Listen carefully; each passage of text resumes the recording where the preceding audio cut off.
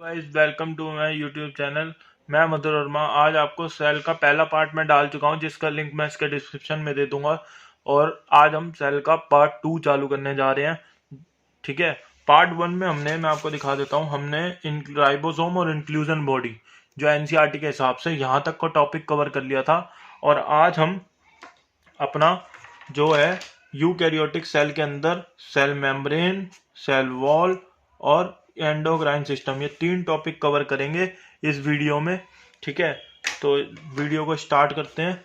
और अगर आपको ये वीडियो अच्छी लगे और अगर आपको सारे जो चैप्टर्स की वीडियो चाहिए और फुल एनालिसिस चाहिए हो, फिजिक्स केमिस्ट्री का ट्रिक्स चाहिए हो, टिप्स चाहिए हो नीट के बारे में, तो आप मेरे चैनल को सब्सक्राइब कर लें, बेल आइकन को दबा दें, जिससे कि नई वीडियो की नोटिफिकेशन आपके पास आ जाए। तो चलो स्टार्ट करते हैं गाइस। ये हमारी एनसीईआरटी तो सब कुछ है बायोलॉजी में। ठीक है, तो स्टार्ट करते हैं।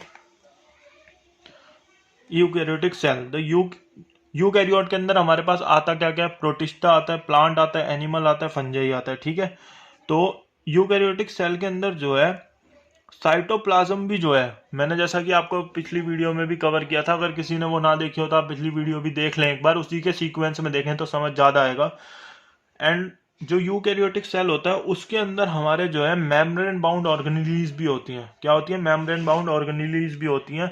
जैसे कि मैंने आपको बताया था कि ये साइटोप्लाज्म होता है, साइटोप्लाज्म में हमारा न्यूक्लियस भी मेम्ब्रेन बाउंड होता है यूकैरियोट में, ये हमारा माइटोकॉन्ड्रिया भी मेम्ब्रेन बाउंड होता है, और एंडोप्लाज्मिक रेटिकुलम, मतलब बहुत सारी चीजें होती हैं जो मेम्ब्रेन बाउंड होती हैं। इसलिए वो डिस्टिंक्ट, यहाँ पे जो लिखा हुआ है ना, ये सेकंड लाइन में हमारा लिखा हुआ है एक्सटेंसिव कंपार्टमेंटलाइजेशन होती है, वो यही मतलब है कि वो अलग अलग उसमें बाउंडेड ऑर्गेनेल्स भी होती है। तो यूकैरियोटिक सेल जो होता है वो पोजेस करता है न्यूक्लियस, जिसमें न्यूक्लियर एनवेलप होता है, ये हमने बता ही दिया आपको।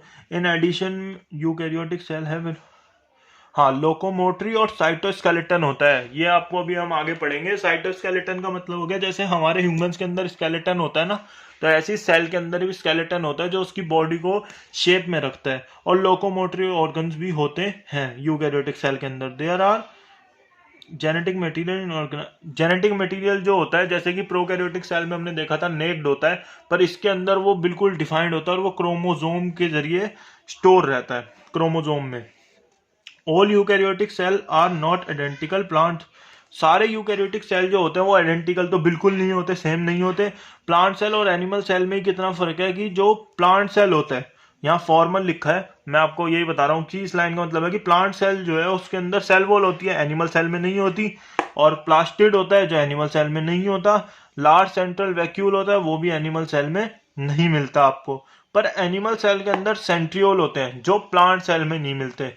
आप ये देख रहे होंगे एक लाइन लिखी हुई है MTOC, जो सेंट्रियोल का काम है एनिमल के अंदर, जो सेल डिवीजन में सेंट्रियोल हेल्प कराता है एनिमल्स के अंदर, वो प्लांट के अंदर माइक्रोट्यूब्यूल ऑर्गेनाइजेशन सेंटर ये काम कराता है वो। ठीक है, तो हम आगे देखते हैं। तो आप इधर देख रहे हैं ये हमारा जो है 2 स्ट्रक्चर दिए हुए हैं, ये प्लांट सेल का स्ट्रक्चर है, ये एनिमल सेल का स्ट्रक्चर है। बस आपको अगर यहाँ से क्वेश्चन आ भी जाए कभी, वैसे तो आने का कोई चांस नहीं है, पर अगर आएगा तो क्या आएगा कि इसमें लार्ज सेंट्रल वैक्यूल है, और ये किसका मतलब फीचर है? प्लांट सेल का। तो ये प्लांट सेल का स्ट्रक्चर है, नीचे वाले में ऐसा कोई वैक्यूल नहीं है, तो ये एनिमल सेल का स्ट्रक्चर है। बस आपको इतना यहाँ से याद रखना है। अब हम अगले पेज पे देखते हैं।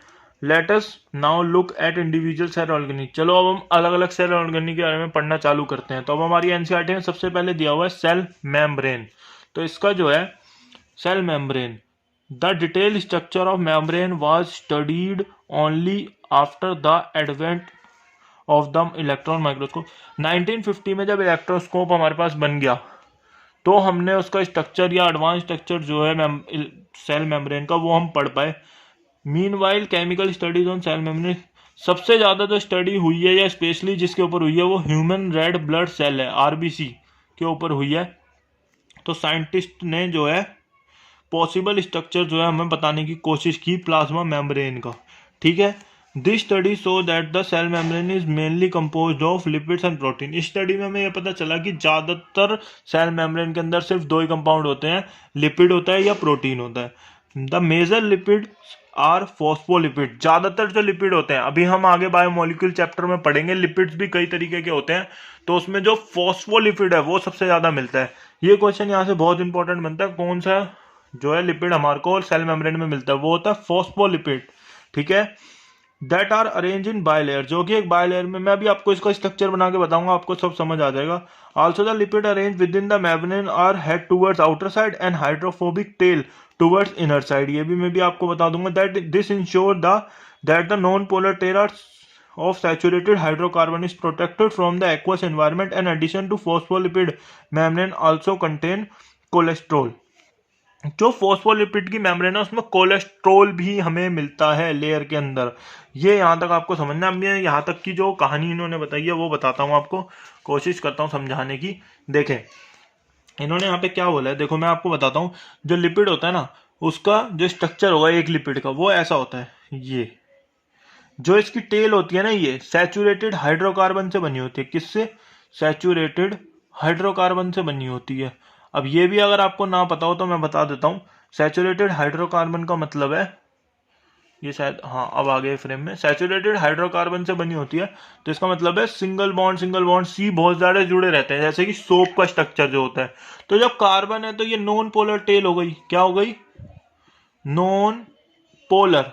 अब आपको केमिस्ट्री का एक रूल तो पता होगा, लाइक डिसॉल्व लाइक, मतलब पोलर चीज पोलर में मिलती है, नॉन पोलर चीज नॉन पोलर में मिलती है। ठीक है, तो अब आप देखें जैसे ये इसका स्ट्रक्चर था, ये नॉन पोलर है, तो ये क्या हो गई? हाइड्रोफोबिक हुई या हाइड्रोफिलिक? ये हुई हाइड्रोफिलिक, क्योंकि हाइड्रोफोबिक वो चीज होती है जो पोलर हो। क्या होती है? हाइड्रोफोबिक वो चीज होती है जो पोलर हो। एक सेकंड, ये हाइड्रोफोबिक हुई। ठीक है, ये हमारी क्या हो गई? हाइड्रोफोबिक। अरे फोबिक मतलब फोबिया मीन्स डरना, तो ये पानी से क्या करती है भाई? डरती है बहुत ज्यादा, क्योंकि ये नॉन पोलर है। ये हमारा पोलर है, ये हमारा क्या है? पोलर है। तो ये हमारा क्या होगा? हाइड्रोफिलिक। हाइड्रोफिलिक, ये भी मैं बता देता हूं आपको क्यों हमारा पोलर है। ये हमारा इसलिए पोलर है क्योंकि यहाँ पे ना हमारा फॉस्फेट अटैच होता है। ठीक है, जो फॉस्फेट जो है ना उस पे चार्ज आपको पता होगा PO4 3- होता है। तो ये माइनस हो गया, पोलर हो गया, चार्ज आ गया यहाँ पे। तो यहाँ पे फॉस्फेट अटैच होता है, इसलिए ये पोलर होता है। और ये हाइड्रोफोबिक होता है, वाटर लविंग। क्या होता है ये? Water loving. और ये क्या होता है? Water repelling. अब हम आगे देखते हैं। इन्होंने जैसे आपको बोला ना, बाय लेयर में जो है वो सेल मेम्ब्रेन बनी रहती है। बाय लेयर का मतलब ऐसे होता है, ये हो गई 2 लेयर। ठीक है, ये हो गई 2 लेयर। ठीक है, ये हाइड्रोफोबिक हेड है, ये बाहर की तरफ रहता है। हाइड्रोफिलिक, सॉरी फिर वो गलती कर रहा हूं मैं बोलने में। फिलिक मतलब लविंग, फोबिक या हाइड्रोफोबिक टेल है। हाइड्रोफोबिक टेल है, ये अंदर की तरफ रहती है एक्वस मीडियम से बचने के लिए। और ये हाइड्रोफिलिक जो हेड है वो वाटर लविंग है, तो वो बाहर की तरफ रहता है। बस इसमें यही लिखा हुआ था, अब आप रीड करना, आपको समझ आएगा। ठीक है, अब हम आगे देखते हैं आगे इसमें क्या है। आगे है फिर उसके बाद later biochemical investigation clear revealed that the cell membrane also possesses protein and carbohydrate. बाद में जो इन्वेस्टिगेशन हुई इसमें हमें ये भी पता चला कि प्रोटीन भी होता है सेल मेम्ब्रेन के अंदर और कार्बोहाइड्रेट भी होता है। जो रेशियो होता है प्रोटीन और लिपिड का वो डिफर करता है सेल्स टाइप में। मतलब जो एक सेल है उसमें कुछ और रेशियो होगा लिपिड का और प्रोटीन का, और जो दूसरा सेल है उसमें कुछ अलग रेशियो भी हो सकता है। तो जो ह्यूमन बींग्स हैं, जो हम लोग हैं, हमारे अंदर जो आरबीसी की जो, जैसे कि अब देखो आरबीसी में जो लिपिड और प्रोटीन का रेशियो होगा वो अलग होगा, जो डब्ल्यूबीसी में होगा वो लिपिड और प्रोटीन का रेशियो अलग होगा। ऐसे सब में अलग अलग होता है। तो आरबीसी पे हमने स्टडी की तो आरबीसी का हमें पता लगा कि 52% प्रोटीन होता है और 40% लिपिड। इसको भी स्टार मार्क कर लें, इंपॉर्टेंट है, याद करना है। 52% protein, 40% lipid. Depending on ease of extraction, membrane protein can be integral or peripheral. Peripheral protein lie on the surface of membrane. इस लाइन को आप बिल्कुल याद रखें कि किस चीज के बिहाफ पे, आपसे क्वेश्चन सीधा आएगा कि किस चीज के बिहाफ पे हम जो है किसी भी प्रोटीन जो सेल मेम्ब्रेन में प्रेजेंट होता है उसे पेरिफेरल या इंटीग्रल कहते हैं। तो मैं आपको एक बार समझाने की कोशिश करता हूं। ये देखें, अभी हमने लिपिड की बाय लेयर बनाई थी। ठीक है, ये हमारा हो गया लिपिड बाय लेयर। ठीक है, डायग्राम पे ध्यान ना दें, वो थोड़ा ऐसे ही रफ डायग्राम है। तो ये पेरिफेरल, ये अगर ऐसे कोई प्रोटीन होगा ना तो उसे हम कहेंगे पेरिफेरल प्रोटीन। क्या कहेंगे? Peripheral protein. और अगर यहाँ पे अंदर तक कोई प्रोटीन आ गया तो ये इंटीग्रल। ये क्या हो गया? इंटीग्रल। तो सीधा सा क्वेश्चन आएगा किस चीज के बेसिस पे हम इन्हें पेरिफेरल या इंटीग्रल कह देते हैं? तो सीधी सी बात है, लिखा हुआ है एनसीईआरटी में, depending on ease of extraction. आप एक बात को याद रखना कि आपको बिल्कुल एनसीईआरटी को फॉलो करते हुए चलना है अगर आपको फुल आउट ऑफ फुल या 340 प्लस मार्क्स बायोलॉजी में स्कोर करने हैं। ठीक है, आप इस स्ट्रक्चर को नीचे देखें, इसमें भी कई बार आपको लेबलिंग छोड़ के दे दी जाएगी और लेबलिंग करनी पड़ेगी। ये आपका पेरिफेरल प्रोटीन हो गया। पेरिफेरल प्रोटीन पे जो चीज अटैच होती है वो शुगर बोलते हैं उसे हम। ये देखें आप, अटैच है, यहाँ से ब्रांच निकली हुई है, तो ये क्या है? शुगर। ये क्या है? Peripheral protein. याद करने का तरीका, ये बाहर की तरफ है, ये पेरिफेरल प्रोटीन है, ये अंदर तक गया हुआ है, ये इंटीग्रल प्रोटीन है। और उस पर अगर पेरिफेरल प्रोटीन पे कुछ लगा हुआ पूछ लिया, जैसे यहाँ पे भी एक ब्रांच है, तो ये भी शुगर है, ये भी शुगर है। ठीक है, याद हुआ? और ये फॉस्फोलिपिड बायलेयर है, और एक हमारे को यहाँ पे ये कोलेस्ट्रॉल भी, अभी हमने पढ़ा था कि कोलेस्ट्रॉल भी होता है। तो ये याद हो जाएगा अब आसानी से, इसको भी याद करना है आपको, लेवलिंग को। ठीक है, अब आगे देखते हैं। आगे क्या है? An improve model of structure of cell membrane of Singer और निकलसन ने हमारे को जो है वो बिल्कुल स्ट्रक्चर जो था सेल मेम्ब्रेन का वो हमें बताया। उस स्ट्रक्चर को हम कहते हैं फ्लूइड मोज़ेक स्ट्रक्चर। इसे क्या कहते हैं? Fluid mosaic structure. तो अकॉर्डिंग टू दिस इस स्ट्रक्चर के हिसाब से हमारे पास क्या था कि क्यूजी फ्लूइड नेचर ऑफ लिपिड। जो इन्होंने एक बात बोली कि जैसे कि लिपिड है, तो लिपिड जो है वो उसका क्यूजी फ्लूइड नेचर होता है। तो जो प्रोटीन है वो उस पर तैरते रहते हैं। आप समझ सकते हैं इसकी, मैं बताता हूं। अभी हमने फिर डायग्राम बनाना पड़ेगा एक बार।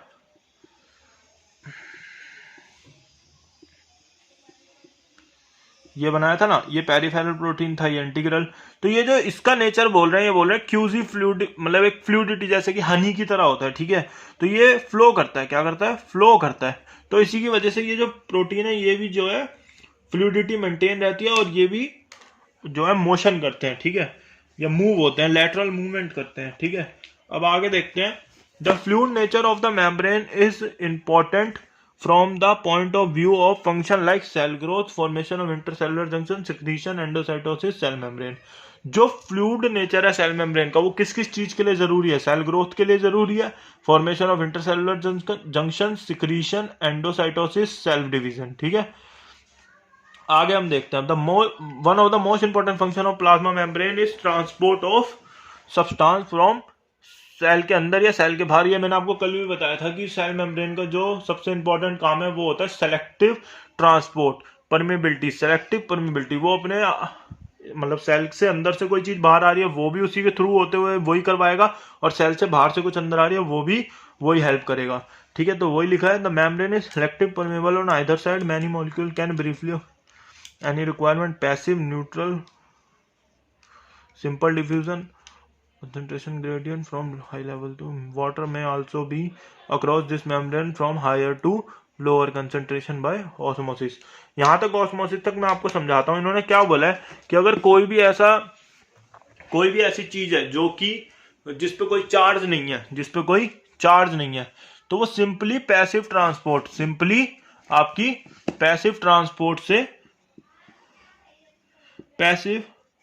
ट्रांसपोर्ट से सेल के अंदर से बाहर या बाहर से अंदर आएगी। ठीक है, सिंपली पैसिव ट्रांसपोर्ट से होगा। पैसिव ट्रांसपोर्ट में कुछ भी हमारा एटीपी नहीं यूज होता, कुछ नहीं होता, बस कंसंट्रेशन ग्रेडियंट के तहत या कंसंट्रेशन ग्रेडियंट से कोई भी चीज एक जगह से दूसरी जगह मूव करती है।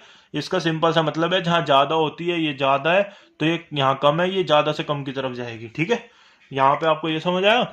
और वाटर जो है, वाटर सेल से बाहर या सेल के अंदर भी पैसिव जो ट्रांसपोर्ट है उसी की तरीके से आता है, कंसंट्रेशन ग्रेडियंट से ही आता है, पर उसे हम क्या कह देते हैं? उस प्रोसेस को हम पैसिव ट्रांसपोर्ट नहीं, ओस्मोसिस कहते हैं। क्या कहते हैं? ओस्मोसिस। ये आप प्लांट फिजियो में मैं आपको पढ़ाऊंगा, ये उसमें बहुत डिटेल में दिया हुआ है, तो वहां हम इसको देख लेंगे। तो यहाँ पे आपको ये याद रखना है कि उस प्रोसेस को हम ऑस्मोसिस कहते हैं। ठीक है, या आपको कोई ये पूछे वाटर किस तरीके से ट्रेवल करता है सेल से, तो osmosis. As the polar molecule can not pass through the non polar lipid bilayer. ठीक है, अगला क्या दिया हुआ इन्होंने, ये मैं पैराग्राफ आपको एंड तक समझा देता हूँ। अभी हमने क्या पढ़ा था कि जो लिपिड की बायलेयर होती है, जो लिपिड की बायलेयर होती है,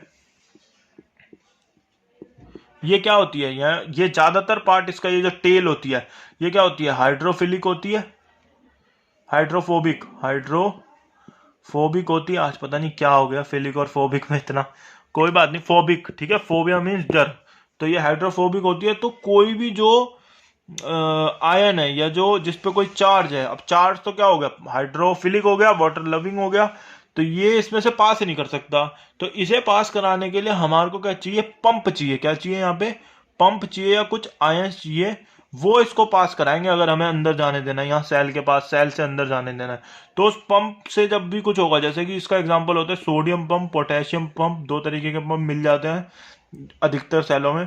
तो ये जो पंप है, ये अगर इसके थ्रू कोई चीज अंदर जाएगी सेल के, तो उसे हम कह देते हैं एक्टिव ट्रांसपोर्ट। क्या कहते हैं, एक्टिव ट्रांसपोर्ट। और इसमें हमारा एटीपी भी यूज होता है, जो एनर्जी करेंसी होती है सेल की, वो भी यूज होती है एटीपी। ठीक है, अब आगे देखते हैं।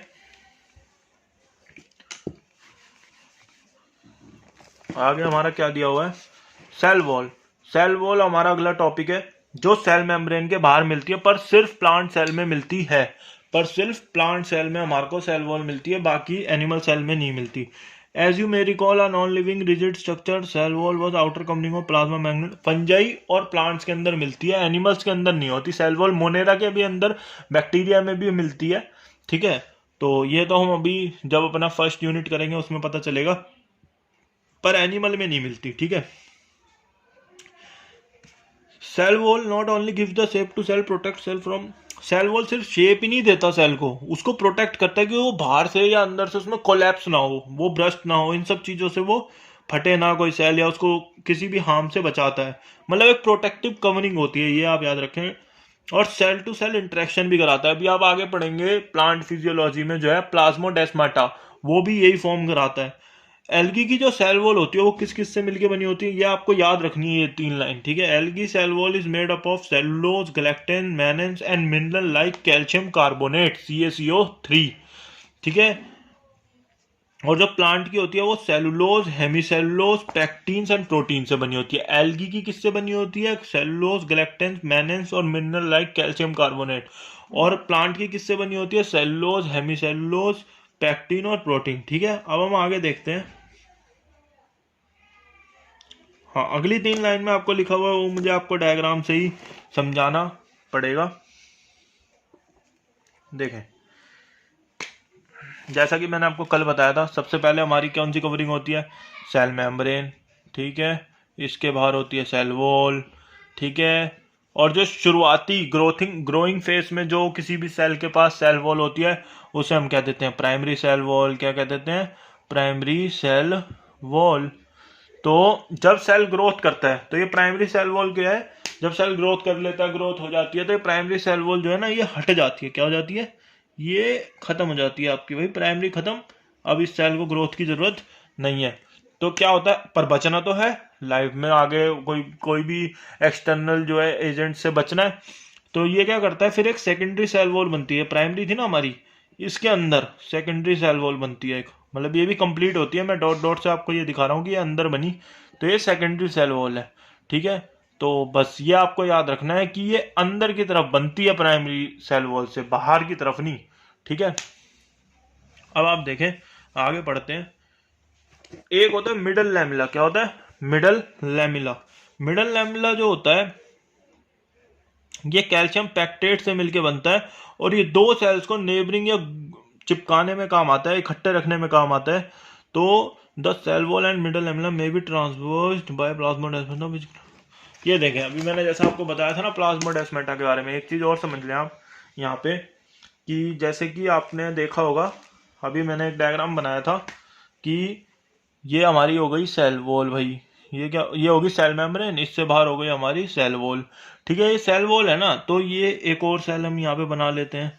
तो यहाँ पे होता है कुछ मिडल लैमिना। क्या होता है, मिडल लैमिना ये, और ये कैल्शियम पैक्टेट से मिलकर बनता है। और ऊपर हम ये मैंने पढ़ा था कि एल्गी की जो सेल वॉल है वो कैल्शियम, उसमें होता है कैल्शियम कार्बोनेट। तो इन दोनों में आपको फर्क याद रखना है। और ये और सेल वॉल मिलके, कई बार क्या होता है ना जब सेल को हमारे जो है एक सेल से दूसरे सेल में सामान भेजना होता है तो एक तरीका एक और होता है, वो यहां से एक रास्ता बनाता है ये, ठीक है, और इसे हम कह देते हैं प्लाज्मोडेस्माटा। क्या कहते हैं? प्लाज्मोडेस्माटा। तो बस यही उस लाइन लिखा हुआ है। तो सेल वॉल के अंदर हमारा इतना ही दिया हुआ है। अब हम अपना अगला टॉपिक चालू करते हैं, एंडोमेम्ब्रेन सिस्टम। बहुत इंपॉर्टेंट टॉपिक है, कई बार क्वेश्चन आता है और लगभग हर साल एक क्वेश्चन यहां से आना ही आना होता है, ठीक है। तो स्टार्ट करते हैं, endomembrane system. While each of the membrane cell organism distinct in terms of structure and function, many of these are considered to be together as an endomembrane system because their function are coordinated.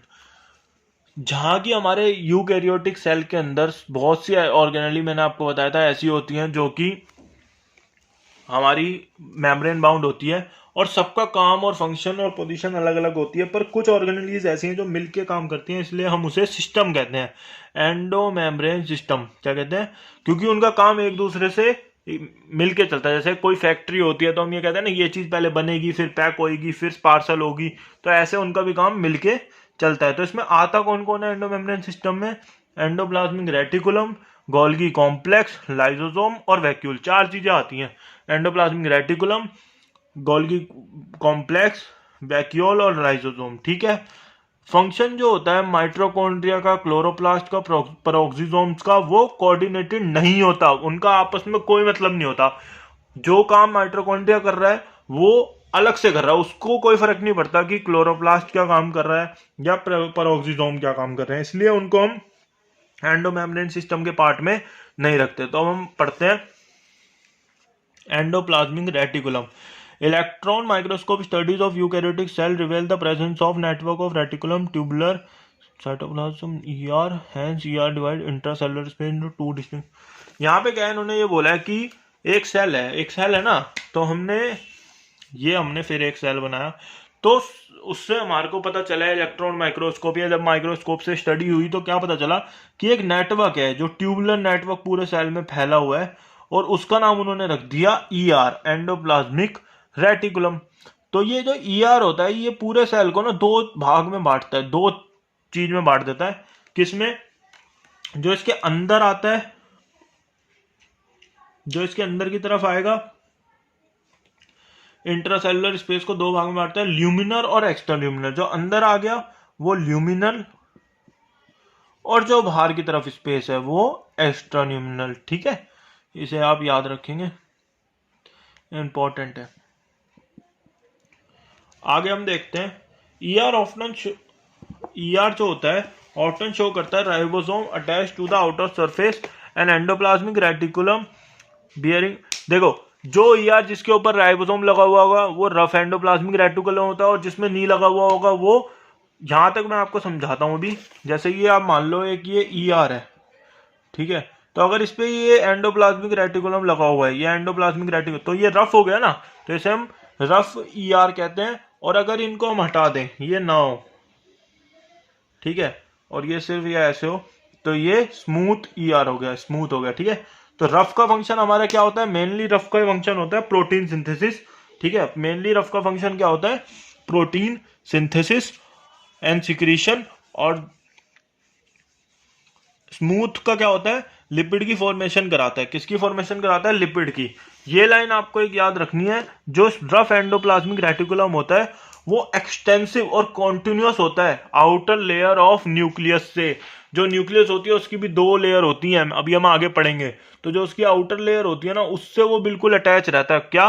Rough endoplasmic reticulum. अब आप structure से एक बार मैं आपको समझाने की कोशिश करता हूँ, जो एनसीईआरटी में डायग्राम है, इसमें क्या देखो, ये न्यूक्लियस हो गया, ये न्यूक्लियर बोर है, इसे हम आगे भी पढ़ेंगे। ये न्यूक्लियस की क्या है? आउटर लेयर हो गई, ये वाली इनर लेयर है, अंदर वाली ये आउटर लेयर हो गई। तो इससे देखो आप बिल्कुल रफ एंडोप्लाज्मिक रेटिकुलम जो है वो इससे बिल्कुल अटैच है, और स्मूथ भी इससे अटैच है, पर रफ बिल्कुल इससे उससे मिलकर चलता है, ठीक है। तो हमें ये याद रखना है, और हमारी एनसीईआरटी में लाइन दी हुई है, तो ये बिल्कुल इंपॉर्टेंट है। आगे देखते हैं, आगे क्या है? Golgi apparatus. आगे क्या हमारा? Golgi apparatus. कैम्लियन गोल्गी ने सबसे पहले गोल्गी अपैरेटस को देखा, और उसका नाम इसीलिए ही गोल्गी अपैरेटस पड़ा क्योंकि कैम्लियो गोल्गी ने उसे डिस्कवर्ड किया। इसमें जो है डिस्क शेप्ड सैक होते हैं जिसे हम सिस्टर्नी कहते हैं। ये आप याद रखना, क्रिस्टा आगे आएगा हमारे पास, उसकी स्पेलिंग भी कुछ ऐसी ऐसी होती है और ये सिस्टर्नी है। ये थोड़ा आपको कंफ्यूज करेंगे पर आपको इनमें बिल्कुल क्लियर रहना है, क्रिस्टल क्लियर। ये सिस्टर्नी होता है और ये पैरेलली पैक्ड होते हैं ईच अदर के। ये भी मैं भी आपको, जैसे इस डायग्राम में आप देख रहे होंगे, ये पैरेलल हैं लगभग लगभग एक दूसरे के, तो यही सिस्टर्नी है। ठीक है,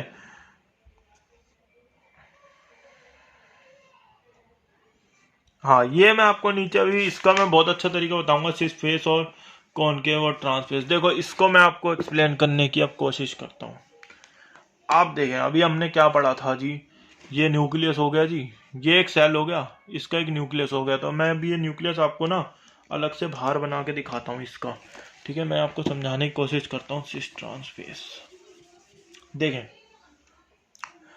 क्या हुआ, ये न्यूक्लियस हुआ। ठीक है, अब ये जो गोल्गी बॉडी है ना, कुछ इस तरीके से, कुछ इस तरीके से यहाँ पे अरेंज होगी। ठीक है, तो जो इसका ये फेस होता है ना, ये वाला, ये फेस जो न्यूक्लियस के पास है, किसके पास है, न्यूक्लियस के पास है, तो इसे हम कहते हैं सिस फेस भी कहते हैं, सिस, कॉन्वेक्स और फॉर्मिंग। ठीक है, ये तीनों नाम आपको याद रखने हैं इसके। क्या क्या कहते हैं इसे हम, सिस, कॉन्वेक्स और फॉर्मिंग। क्या कहते हैं, सिस, कॉन्वेक्स और फॉर्मिंग। न्यूक्लियस जो होता है ना, अभी मैं आपको आगे पढ़ाऊंगा, इसी में एंडोप्लाज्मिक रेटिकुलम इससे अटैच होता है और वहां से प्रोटीन निकलता है। क्या निकलता है, प्रोटीन निकलता है। तो गोल्गी बॉडी का जो बेसिकली काम होता है वो इस प्रोटीन की पैकेजिंग होता है। क्या होता है, प्रोटीन की पैकेजिंग।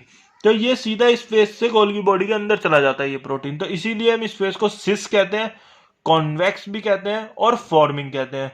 और दूसरे वाले फेस को हम ट्रांस या मैच्योरिंग कहते हैं। क्या कहते हैं, मैच्योरिंग फेस। ठीक है, अब आपको समझ आया। अब आगे देख लेते हैं।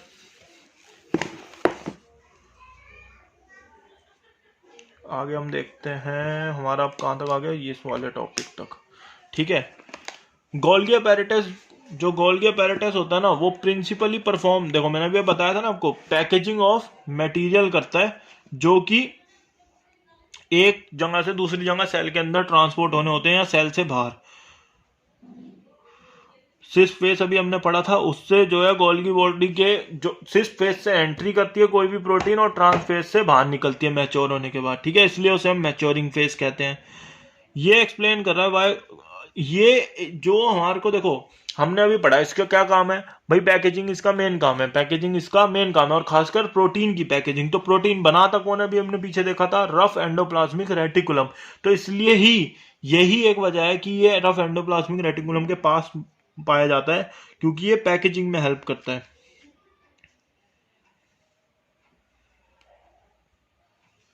देखो यहाँ पे लिखा क्या हुआ है, अगली 3-4 लाइन में लिखा हुआ है कि जो भी प्रोटीन है वो सबसे पहले सिस फेस या फॉर्मिंग फेस से गोल्गी बॉडी के जो है एंटर करता है अंदर, और वो उसके जो जो बीच का पार्ट है, सिस फेस और ट्रांस फेस, जब निकलने तक उससे पहले जो मॉडिफिकेशन, जो भी पैकेजिंग उसके अंदर होनी होती है वो हो जाती है। गोल्गी अपैरेटस, ये लाइन आपको याद रखनी है, कई बार डायरेक्ट क्वेश्चन आया यहां से, कई बार।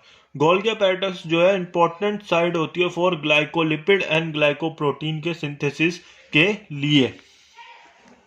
ठीक है, अब हम आगे देखते हैं। आगे हमारा क्या है, lysosome. These are membrane bound vesicle structure formed by the process of packaging of Golgi body in the Golgi body.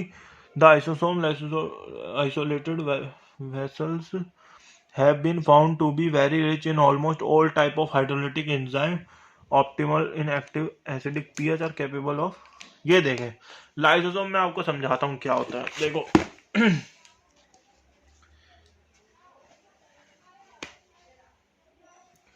देखो अभी हमने गोल्गी बॉडी पढ़ा था ना, तो मैंने उसको आपको मैंने इसमें बताया था कि ये क्या होता है, सिस्टर्नी होता है। ठीक है, ये होता है सिस्टर्नी, अभी हमने पीछे देखा था। तो ये होता है हमारा सिस्टर्ने। ठीक है, और यहाँ पे ना हमारा 3 चीजें होती हैं गोल्गी बॉडी के अंदर बेसिकली, सिस्टर्ने, ट्यूब्यूल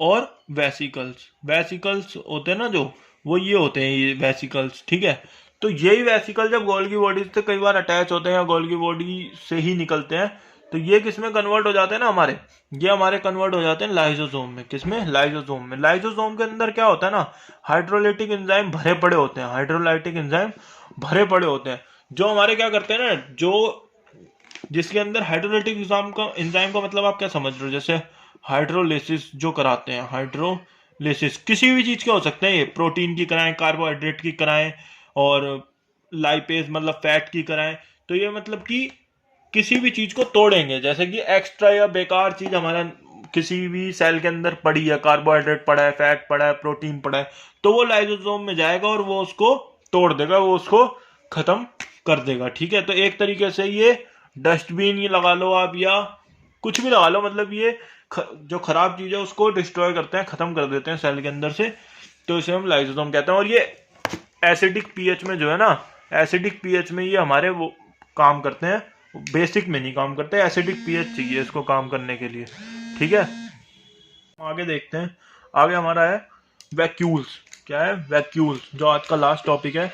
वैक्यूल जो होता है वो मेम्ब्रेन बाउंड स्ट्रक्चर होता है, जो साइटोप्लाज्म के अंदर हमारे को पाया जाता है। It contains water ceps, excretory product, इसमें जो भी मतलब वेस्ट प्रोडक्ट है ना वो स्टोर होता है। ठीक है, वेस्ट प्रोडक्ट इसके अंदर स्टोर होता है जो यूजफुल नहीं होता सेल के लिए। सिंगल मेम्ब्रेन बाउंड जो है वो बाउंड होता है ये वैक्यूल, और उस मेम्ब्रेन का नाम होता है टोनोप्लास्ट। ये आपको याद रखना है, outer layer of vacuole is known as tonoplast.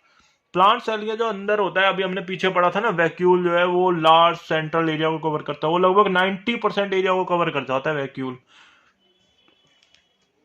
In plant the tonoplast facilitate the transport of number of ions and other. ये आपको बहुत इंपॉर्टेंट लाइन है, प्लांट्स के अंदर टोनोप्लास्ट जो है वो कई चीजों को अगेंस्ट कंसंट्रेशन ग्रेडियंट के अपोजिट जो एक्टिव ट्रांसपोर्ट में होता है, कम वाली जगह से ज्यादा की तरफ, ज्यादा से कम की तरफ नहीं, कम वाली जगह से ज्यादा की तरफ ले जाता है। तो इसलिए टोनोप्लास्ट कई प्लांट सेल में ये काम करता है। जो कंसंट्रेशन उस चीज की होती है जो टोनोप्लास्ट जो है सप्लाई कर रहा होता है, वो पहले से ही साइटोप्लाज्म में ज्यादा होती है, वो वैक्यूल में ज्यादा होती है। ठीक है, ये मैं आपको ना इसकी कंफ्यूजन एक बार दूर ही कर देता हूं, आप एक सेकंड देखो, आप समझ लो। ये वैक्यूल है, ये क्या है? वैक्यूल है, और ये क्या? पूरा सेल है, एक ये वैक्यूल प्लांट सेल का ये है, तो बहुत ह्यूज होता है। तो यहाँ पे ये साइटोप्लाज्म है, ये क्या है? साइटोप्लाज्म है। ठीक है, जो, और ये क्या आउटर लेयर अभी हमने पढ़ा, ये टोनोप्लास्ट है, ये क्या है? टोनोप्लास्ट है। ये जो है अगेंस्ट कंसंट्रेशन ग्रेडियंट मूव कराती है सामान को, जो यहाँ पे ज्यादा है साइटोप्लाज्म, जो यहाँ पे कम है, जैसे आप समझ लो यहाँ पे कार्बोहाइड्रेट पड़ा है या फैट पड़ा है, या हम ये लगा लें वेस्ट प्रोडक्ट, यहाँ लिखते हैं हम वेस्ट प्रोडक्ट, वो बेशक से यहाँ पे आपका कम है। क्या है? कम है, पर वो टोनोप्लास्ट जो है वो उसको वैक्यूल के अंदर ट्रांसपोर्ट कराएगी against concentration gradient, against concentration gradient, यही लिखा हुआ है इसके अंदर। ठीक है, इसको आप याद रखना, बहुत इंपॉर्टेंट लाइन है, कई बार क्वेश्चन आएगा यहाँ से, आपके टेस्ट वगैरह में भी आ जाएगा। इन अमीबा के अंदर कॉन्ट्रेक्टाइल वैक्यूल, अमीबा के अंदर एक चीज और मिलती है जिसे हम कहते हैं कॉन्ट्रेक्टाइल वैक्यूल, जो कि इंपॉर्टेंट होता है ऑस्मोरेगुलेशन और एक्सक्रीशन के लिए। कॉन्ट्रेक्टाइल वैक्यूल जो अमीबा में मिलता है वो ऑस्मोरेगुलेशन और एक्सक्रीशन के लिए इंपॉर्टेंट होता है। In many cells as a protist, बहुत सारे सेल जैसे कि प्रोटिस्टा, इसमें जो है फूड वैक्यूल जो है बनता है, जो कि वो इनगल्फ करते हैं ना पार्टिकल को, खाते हैं प्रोटिस्टा, बाहर से इनगल्फ कर लेते हैं उन पार्टिकल, वो पार्टिकल मिलके फूड वैक्यूल बनाते हैं। क्या बनाते हैं? फूड वैक्यूल होता है, फूड वैक्यूल बनाते हैं। तो इस वीडियो में यहीं तक था गाइस, हम इससे आगे अब जो है वो अगली वीडियो में, इसके अगले पार्ट में कवर करेंगे। और अगर इससे पहले वाला पार्ट आपने ना देखा हो तो उसका लिंक मैं डिस्क्रिप्शन में दे देता हूँ, वो आप देख लेना। वीडियो अच्छी लगे तो लाइक कर देना, शेयर कर देना अपने दोस्तों के साथ। और अगर आपको ट्रिक्स सीखनी है, केमिस्ट्री और फिजिक्स की टिप्स चाहिए नीट के बारे में, तो आप मेरे चैनल को सब्सक्राइब कर लें, बेल आइकन दबा दें, जिससे आपके पास हर नई वीडियो की नोटिफिकेशन आ जाए। Thank you.